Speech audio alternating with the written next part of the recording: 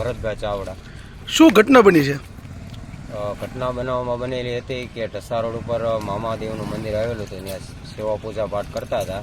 તે દરમિયાન ત્યાં એમને શોટ લાગેલ હતો. ત્યાંથી સરકારી સિવિલ હોસ્પિટલમાં દાખલ કરેલ હતા, ત્યાં મૃત્યુ જાહેર કરેલ છે. આ અંગે પોલીસને જાણ કરી? જી. પ્રવીણભાઈ કયા વિસ્તારમાં રહ્યો છો? આમાં કાંઠે શું ઘટના બની છે? શોટ લાગ્યો કોને લાગ્યો? મારા પપ્પાને. શું મૃતકનું નામ શું છે? ભૂગાભાઈ. ઉંમર વર્ષ કેટલી હતી? 70 વર્ષ. કઈ જગ્યાએ શોટ લાગ્યો? દંડવટ ધારે.